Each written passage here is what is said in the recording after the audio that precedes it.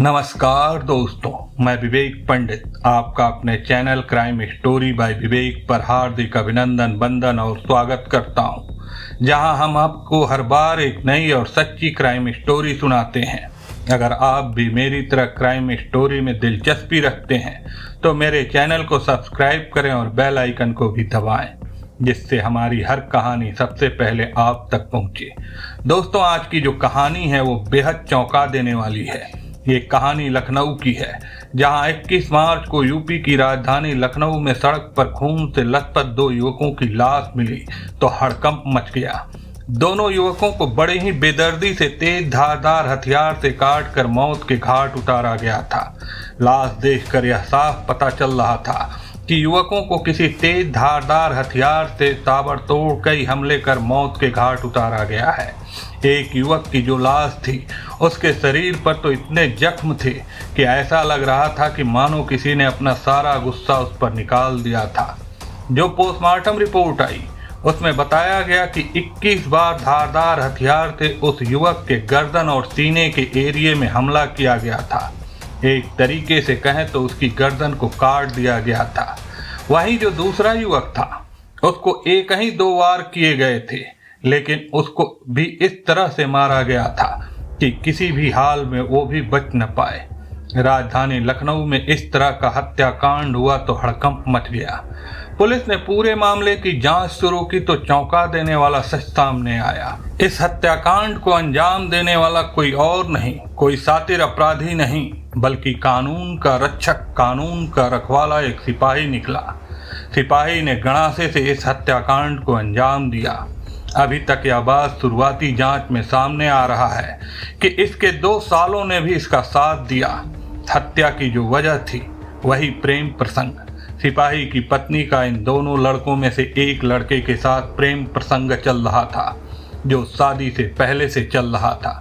और शादी होने के बाद सिपाही को जब यह बात पता चली और फिर उसने जो किया, उसने पूरे लखनऊ को सन्न कर दिया। सिपाही जो है वो सिर्फ प्रेमी को मौत के घाट उतारना चाहता है, लेकिन कहते हैं ना कि मौत कब किसे अपने पास बुला ले कोई नहीं जानता। जो प्रेमी था वो अपने दोस्त को भी उस जगह पर ले गया जहां उसका मौत इंतजार कर रही थी। यहाँ पर जब प्रेमी के साथ उसका दोस्त भी पहुंचा तो उसके लिए भी वापस लौटना नामुमकिन हो गया। सिपाही ने दोनों को बड़ी ही बेदर्दी से मौत के घाट उतार दिया। अब इस हत्याकांड की हर कड़ी हम आपको सिलसिलेवार तरीके से बताते हैं। आखिर सिपाही ने प्रेमी की हत्या की योजना कैसे बनाई, कैसे प्रेमी सिपाही की मौत के जाल में फंस गया और प्रेमी का दोस्त आखिर वहां कैसे पहुंचा, इन सारे सवालों का जवाब आपको हमारी इस स्टोरी में मिलेगा, तो आप अंत तक बने रहें। तो चलिए घटना को विस्तार से जानते हैं। लखनऊ के काकोरी थाना क्षेत्र में 21 मार्च की रात सड़क पर खून से लथपथ 2 शव मिले। दोनों युवकों की लाश देखकर इलाके में हड़कंप मच गया। रास्ते पर लोगों की भीड़ लग गई। हर कोई यह जानना चाहता था कि यह दोनों युवक कौन हैं और इन दोनों युवकों को किसने इतनी बेदर्दी से मौत के घाट उतारा, क्योंकि दोनों युवकों के शरीर पर काटने के बड़ी ही बुरी निशान थे, जिसमें से एक के तो ज्यादा थे, दूसरे को कम थे। इस दौरान लोगों की भीड़ में से एक ने इन दोनों युवकों की पहचान कर ली। पता चला कि इनमें से एक युवक ITI का छात्र है जिसका नाम है मनोज, और दूसरा युवक रेलवे में कार्यरत है, उसका नाम है रोहित। इस दौरान दोनों युवकों के परिजन भी वहां पहुंच गए। दोनों की लाश देखकर परिजनों का रो रो कर बुरा हाल था। रोते बिलखते परिजनों को देखकर हर कोई सन्न था। वहीं एक ही जगह 2 युवकों की हत्या की खबर जब पुलिस तक पहुंची तो तमाम बड़े अधिकारी घटनास्थल तक दौड़ पड़े। एक बार अभी कुछ दिनों पहले एक महिला की हत्या का केस पुलिस के सामने आया था। अब यह केस हो गया। लखनऊ के जो तमाम पुलिस अधिकारी थे, एक बार फिर से उनके हाथ पांव फूल गए। विपक्ष को मौका मिल गया। विपक्ष ने फिर से सवाल उठाने शुरू कर दिए। देखिए किस तरह की कानून व्यवस्था है, आए दिन इस तरह से हत्याकांड हो रहे हैं। तमाम बड़े अधिकारी घटनास्थल पर पहुंचे। पुलिस ने जब वहां लोगों से पूछताछ की तो लोगों से बातचीत में पता चला कि दोनों युवक काकोरी थाना क्षेत्र के पानखेड़ा गांव के रहने वाले हैं। परिजनों ने बताया कि मनोज राजपूत 21 मार्च शुक्रवार की रात 8 बजे अपने दोस्त रोहित राजपूत के साथ जन्मदिन पार्टी में जाने की बात कहकर निकला था और इसके बाद दोनों के घर वाले इस बात का इंतजार कर रहे थे कि दोनों युवक वापस आएंगे, लेकिन रात 10 बजे के बाद उनकी कोई खबर नहीं मिली और खबर आई तो यह खबर आई कि नगवा पुल के पास दोनों की खून से लथपथ सड़क पर लाश पड़ी है। हत्यारों ने जहां मनोज पर ताबड़तोड़ एक के बाद एक कई वार किए थे, उसका गला काट दिया था, वहीं रोहित के ऊपर एक ही 2 वार किए गए थे, लेकिन उसके हाथों की नसें काट दी गई थी, जिसकी वजह से खून बहने से भी रोहित की भी मौत हो गई। अब पुलिस पहुंची। पुलिस ने शव को कब्जे में लिया। जो घटनास्थल पर था उसकी जांच की गई तो वहां से पुलिस को एक कटी हुई उंगली बरामद हुई। इसके बाद पुलिस ने पोस्टमार्टम के बाद शव को परिजनों को सुपुर्द कर दिया। अब परिजनों को जब पुलिस ने शव सुपुर्द किया तो शनिवार को परिजनों का गुस्सा भड़क उठा और परिजनों ने हंगामा कर दिया और कहा कि यहाँ पर 2 युवकों की हत्या हो जाती है और आप कुछ नहीं कर रहे। खूब हंगामा हुआ। पुलिस ने किसी तरह से परिजनों को समझाने बुझाने की कोशिश की। पुलिस के तमाम बड़े अधिकारी पहुंचे।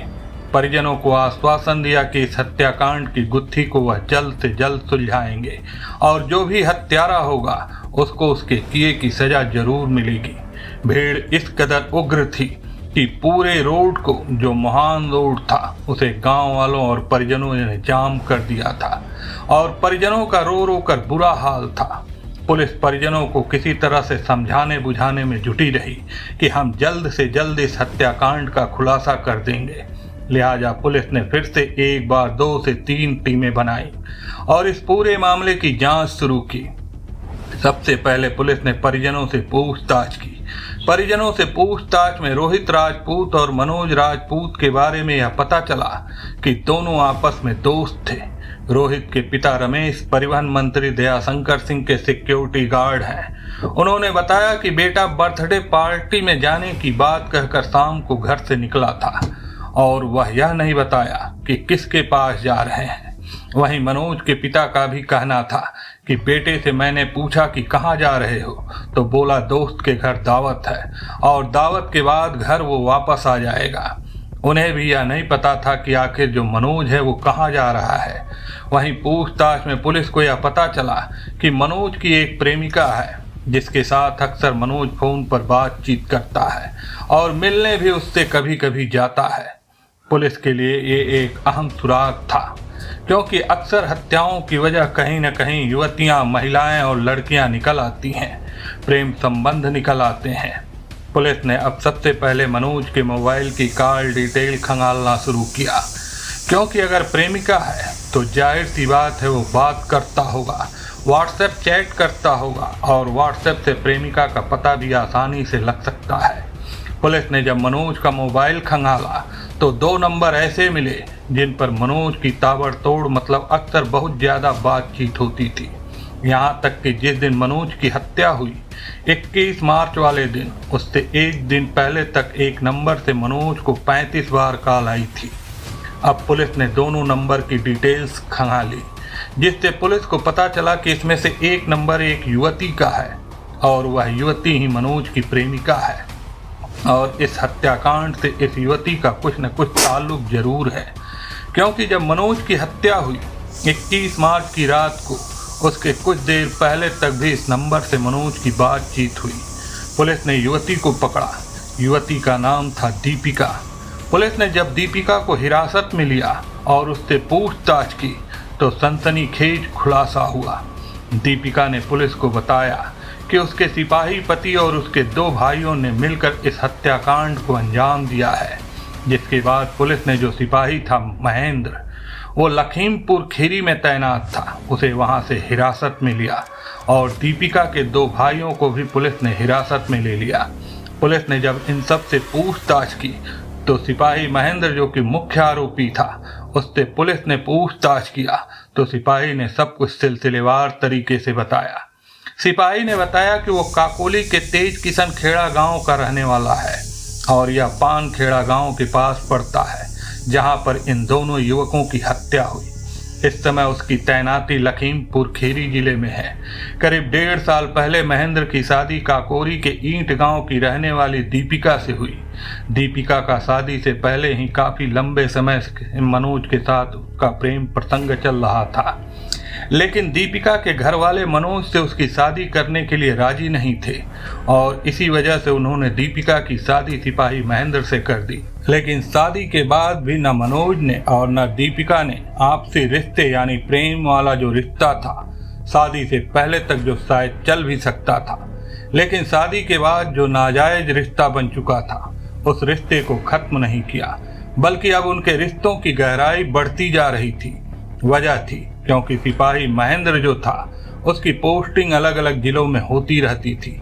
अक्सर इस वजह से वह अपनी पत्नी को साथ नहीं ले जा पाता था। पत्नी वहीं रह रही थी और इस वजह से मनोज और दीपिका को मिलने का मौका आसानी से मिल जाता था। क्योंकि पति तो घर पर था नहीं, तो दीपिका के लिए भी आसान था घर से कोई न कोई बहाना बनाकर बाहर निकलना। दोनों की मुलाकात लगातार बढ़ती जा रही थी। दोनों यह सीमा भूलते जा रहे थे कि दीपिका की शादी हो चुकी है और अब यह रिश्ता अवैध है, लेकिन दोनों कहें तो सारी सीमाएं लांघते जा रहे थे। अभी कुछ दिनों पहले ही महेंद्र को पत्नी की बेवफाई के बारे में भनक लग गई। इसके बाद दोनों में खूब झगड़ा हुआ। महेंद्र ने दीपिका से साफ साफ पूछा तो दीपिका ने भी इस बात को माना कि हाँ, मनोज के साथ उसका प्रेम प्रसंग है। इसके बाद दोनों के बीच खूब झगड़ा हुआ। बताते हैं कि दीपिका इस समय गर्भवती थी और महेंद्र को शक था कि यह बच्चा उसका नहीं है बल्कि उसके प्रेमी मनोज का है। इसी बात से महेंद्र का पारा और चढ़ा हुआ था। लिहाजा महेंद्र ने कहा कि तुमको अगर अपने प्रेमी से प्यार है तो तुम अपने प्रेमी के पास चले जाओ और मुझे छोड़ दो। यहाँ तक कि दीपिका ने अब बताया पुलिस को कि मुझे महेंद्र ने ऑप्शन दिया था कि अगर तुमको अपने प्रेमी के साथ रहना है तो प्रेमी के पास चले जाओ, लेकिन दीपिका ने अपने प्रेमी के बजाय अपने पति को चुना। शायद वजह यह थी कि दीपिका के मन में यह था क्योंकि वह अब गर्भवती है, कहीं ऐसा न हो कि मनोज उसे अपनाए नहीं, और अगर इस हालत में मनोज उसे अपनाता नहीं है तो फिर वो कहीं की नहीं रहेगी। लिहाजा उसने महेंद्र से कहा कि वो उसके साथ रहेगी और मनोज के साथ सारे रिश्ते खत्म कर लेगी, लेकिन उसने ऐसा किया नहीं और उसने अपना फैसला महेंद्र को बता दिया। लेकिन महेंद्र के मन में एक बात यह थी, शायद शंका थी, क्योंकि वह पुलिस में था। उसने इस तरह के कई केस देखे होंगे जहां पत्नी इस बात के लिए अपने पुराने संबंधों को खत्म करने के लिए मान तो जाती है, लेकिन कहीं न कहीं बाद में जब पति अपने काम धाम में बिजी हो जाता है तो उसके पीठ पीछे एक बार फिर उससे उसका पुराना रिश्ता चालू हो जाता है। शायद महेंद्र के दिमाग में यही बात रही होगी। लिहाजा सिपाही महेंद्र ने इस समस्या को जड़ से खत्म करने की ठान ली। उसे शक था कि जब तक इस समस्या को जड़ से खत्म नहीं किया जाएगा तब तक वो उसकी पत्नी शायद उसकी होकर नहीं रह पाएगी। लिहाजा उसने एक खौफनाक साजिश रची। सिपाही ने अपनी पत्नी दीपिका से मनोज को फोन कर मिलने के लिए बुलाने को कहा। महेंद्र ने दीपिका से कहा कि वो अपने प्रेमी मनोज को फोन करे और उसे मिलने के लिए घर बुलाए। पहले तो दीपिका ने आनाकानी की। जब महेंद्र ने उससे जबरदस्ती कई बार दबाव दिया कि अगर तुमको हमारे साथ रहना है तो तुमको यह करना पड़ेगा, लिहाजा दीपिका ने मनोज को फ़ोन किया। मनोज तो पहले इनकार किया, लेकिन कहते हैं कि दीपिका ने करीब 35 बार मनोज को फ़ोन किया 1-2 दिन के अंदर में, जिसके बाद मनोज दीपिका से मिलने के लिए तैयार हो गया। पता नहीं मनोज को शायद कुछ ऐसी आशंका हो कि कुछ गड़बड़ हो सकता है, इसलिए वो महेंद्र से मिलने से इनकार कर रहा था। लेकिन जब बार बार दीपिका फ़ोन कर रही थी तो शायद उसे लगा कि चलो एक बार मिल लेते हैं। कहा जा रहा है कि 8 बजे वो अपने घर से मनोज अपने दोस्त रोहित के साथ निकला। देखिए, मनोज को शायद कुछ आशंका थी, लिहाजा इस वजह से वो अपने दोस्त के साथ आया था, अकेले नहीं आया, जबकि अपने प्रेमिका से वह मिलने जा रहा था। तो हो सकता है कि वो अकेला आता। वो अपने दोस्त रोहित के साथ रात करीब 9 बजे सिपाही महेंद्र के गांव पानखेड़ा पहुंचता है। यहाँ पर दीपिका और मनोज के बीच करीब 15 मिनट तक बातचीत होती है। इसके बाद जैसे ही मनोज वापस चलने के लिए अपने दोस्त रोहित के साथ बाइक पर बैठने वाला होता है, तभी सिपाही महेंद्र गणासा लेकर सबसे पहले उसकी गर्दन पर हमला बोल देता है। पहले ही वार में मनोज वहीं चित होकर गिर जाता है, मरता नहीं है, लेकिन घाव इतना गहरा बना है कि वो उठने के कंडीशन में नहीं था। इस दौरान उसके जो साले थे उन्होंने रोहित को पकड़ लिया। रोहित ने बचने की कोशिश भी की, लेकिन वो 3 थे और यह सिर्फ 2। उसमें भी मनोज एक ही बार में ढेर हो चुका था, वो कुछ करने की हालत में नहीं था। इसके बाद बताते हैं कि महेंद्र ने करीब 21 बार ताबड़तोड़ गणासे से मनोज के ऊपर वार किए, जब तक मनोज का दम नहीं निकल गया। 21 बार का मतलब समझते हैं ना, पूरा एक तरीके से काट डाला गया। उन्होंने तनिक भी गुंजाइश नहीं रखी कि वो किसी भी हाल में बच सके। इसके बाद क्योंकि रोहित ने इस पूरे घटनाक्रम को देख लिया था, लिहाजा अब उसको भी छोड़ना महेंद्र के लिए मुसीबत बन जाता। इसलिए इसने 2 वार रोहित पर भी किए। रोहित बेसुध होकर गिर गया। इसके बाद रोहित के दोनों हाथों की उन्होंने नसें काट दी ताकि रोहित भी किसी भी हाल में न बच सके, और खून ज्यादा बह जाने की वजह से उसकी भी मौत हो गई। इस पूरे हाथापाई के दौरान जब उसने गणासा मारा तो सिपाही महेंद्र की एक उंगली कट गई थी और वो घटना स्थल पर गिर गई थी। जब हमने आपको शुरुआत में बताया कि पुलिस ने जांच पड़ताल की तो वहां एक उंगली मिली थी। पुलिस ने जब सिपाही को गिरफ्तार किया तो उसके हाथ देखा तो उसमें से एक उंगली कटी हुई थी। पुलिस को इस बात से और भी शंका हो गई कि हाँ, इस हत्याकांड को अंजाम सिपाही ने दिया था। इस हत्याकांड को अंजाम देने के बाद सिपाही जहाँ पर उसकी पोस्टिंग थी लखीमपुर, वहाँ पहुँच गया। उसे लगा शायद अब कुछ नहीं हो पाएगा, कोई उसे ढूंढ नहीं पाएगा, क्योंकि किसी भी तरह से उसने अपना सुराग नहीं छोड़ा था। अब पता नहीं इतना ज़्यादा हत्याकांड अंजाम देने के बाद भी वो कैसे यह सोच सकता था कि वो इस हत्याकांड से बच जाएगा। पुलिस ने दोनों को गिरफ्तार कर लिया, पति और उसके दोनों भाई। उसकी पत्नी गिरफ्तार है। पत्नी ने मान लिया कि हाँ, उसके पति और 2 सालों ने मिलकर इस हत्याकांड को अंजाम दिया है। दोनों को भी गिरफ्तार कर लिया गया है। पुलिस अब जांच कर रही है कि कहीं कोई और तो इस साजिश में शामिल नहीं है, लेकिन पुलिस ने यह भी कंफर्म कर लिया है कि जब हत्याकांड को अंजाम दिया गया उस वक्त सिपाही की मोबाइल लोकेशन वहीं पर थी। पुलिस इस मामले में एकदम कंफर्म हो चुकी है। अब सिपाही, उसकी पत्नी और 2 साले सलाखों के पीछे पहुंच चुके हैं। मनोज, जिसने उसकी गलती सिर्फ इतनी थी कि उसने उस लड़की से प्रेम किया जिससे वो प्यार कर रहा था, लेकिन शादी के बाद भी उसने इस अवैध रिश्ते को बनाए रखा। उसकी सबसे बड़ी गलती यही थी। शायद उसे यह नहीं करना चाहिए था। शादी से पहले तक तो चलो संभावनाएं थीं। अगर वो इतना अटूट प्यार करता था उससे, तो शादी होने से पहले ही पूरा मामला सुलझा लेना चाहिए था। घर वालों को किसी तरह से मना करके शादी करनी चाहिए थी। लेकिन जब दीपिका की शादी हो चुकी थी तो उसके बाद उससे रिश्ता रखना मनोज की सबसे बड़ी गलती थी। महेंद्र ने भी जहां दीपिका को मौका दिया, सिपाही महेंद्र ने माना कि अगर तुमको अपने प्रेमी के साथ रहना है तो रह लो जाके, लेकिन दीपिका ने अपने पति की सुनी और कहा मैं तुम्हारे साथ रहूंगी, क्योंकि वह गर्भवती थी। महेंद्र को शायद पत्नी पर भरोसा कर लेना चाहिए था कि हाँ, अगर वो कह रही है तो अब कुछ नहीं करेगी, और उसके बाद हो सकता है कि वह सही हो जाती। लेकिन नहीं, वो पुलिस वाला था, उसको शक था। उसने सोचा कि हो सकता है उसके जाने के बाद फिर से पत्नी कहीं मनोज के साथ संबंध न बना ले, लिहाजा वो समस्या को जड़ से खत्म करने पर तुल गया। उसने एक खतरनाक कदम उठाया। अब उसकी वजह से वो भी जेल पहुंच गया। उसकी जिंदगी खराब हो गई और उसकी पत्नी की जिंदगी भी खराब हो गई, और जो बच्चा होने वाला है उसके लिए भी मुश्किलें बढ़ जाएंगी। इन सब में बेचारा रोहित बेवजह ही मारा गया, जिसका कोई लेना देना नहीं था। बस वो दोस्ती के चक्कर में अपने दोस्त के साथ गया और शायद मनोज ने यही बताया था कि बर्थडे पार्टी में चल रहे हैं, थोड़ी देर के लिए चलो फिर वापस आ जाएंगे। वो उसे अपना अच्छा दोस्त मानता था, इसलिए शायद चल दिया। उसे नहीं पता था कि इस तरह का कांड मनोज कर रहा है और उसके इस किए की सजा उसे भी भुगतनी पड़ेगी।